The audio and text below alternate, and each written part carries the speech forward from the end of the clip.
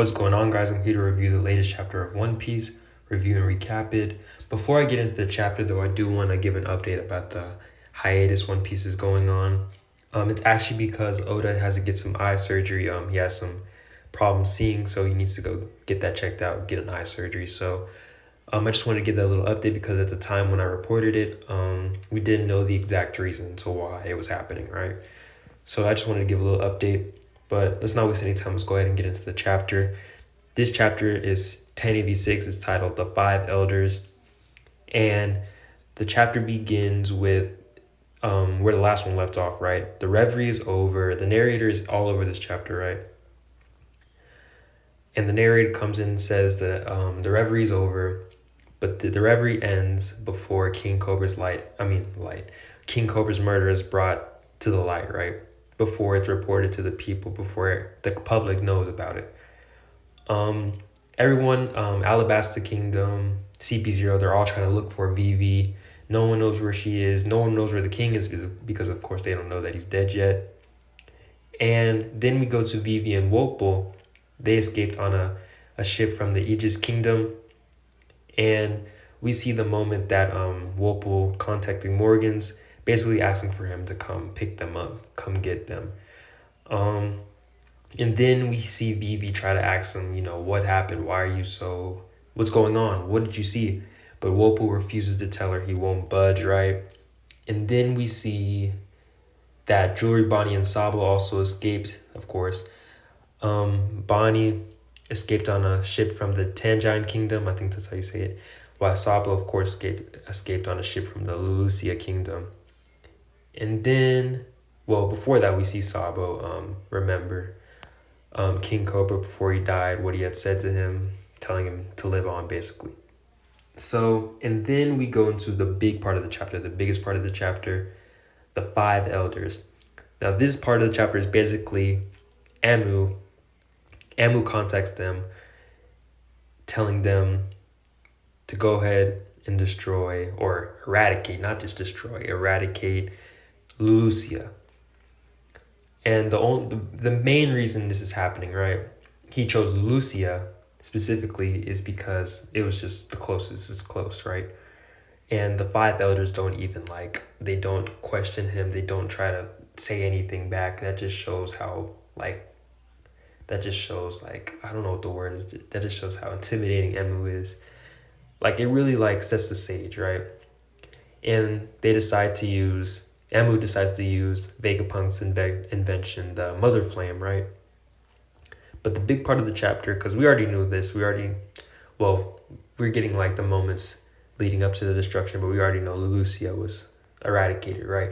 The big part of the chapter is us learning the names of the five elders. I'm going to go ahead and go through them. The first one is Saint J. Garcia Saturn. The next one is Saint Marcus Mars. The next one is Saint Topman Workery. The next one is Saint Ethan Baron v. Nostro. And the next one is Saint Shepherd Jew Peter. So we finally know their names. After years, we did not even know nothing about these guys. It just shows how close we're getting to the end. We're finally getting big reveals like this.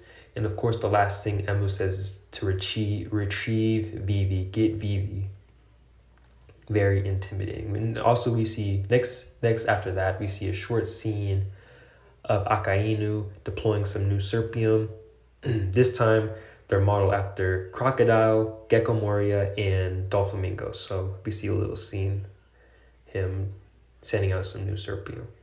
And then we get into the present day with Sabo, basically explaining, how he escaped from Lulusia, how he found out about them framing him for Cobra's death. He arrived on the island or the kingdom, right? And they all saw him as a hero, right, for doing what he did. And he couldn't tell them the truth because, it flamed. Everybody was filled with the will to rebel, right? So he didn't want to tell them because he didn't want to kill their spirit or whatever. So basically he tells them how he made it off, basically.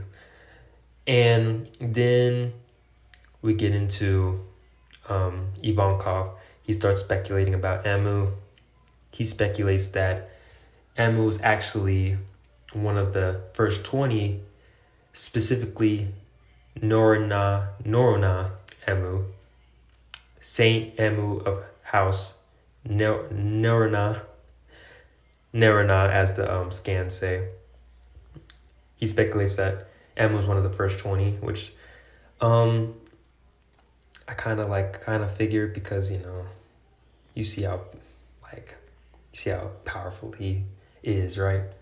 Also, one thing I wanted to mention, that Sabo mentioned that it was basically a shadow that engulfed the island, right? It was basically a shadow. It wasn't like normal, right? It was a shadow.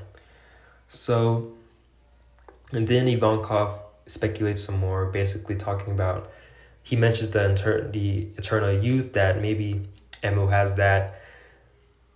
And then he mentions the ancient weapon. He mentions the ancient weapon that I'm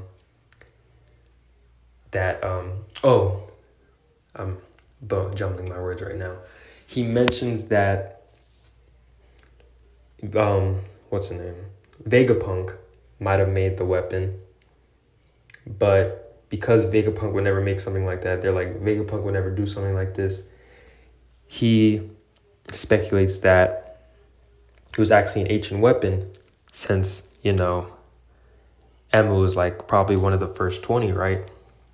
So that's basically where that ends there. Ivankov speculating about who Emu really is and stuff, and what's really going on, right? And the chapter ends with Meowsguard. Meowsguard is being executed for, of course, protecting Shirahoshi and the fishman, right? So he's put to death, and that's where the chapter ends. And what a chapter to go on a break on, right? We finally get the aftermath of all this Reverie stuff. We finally know what happened to King Cobra.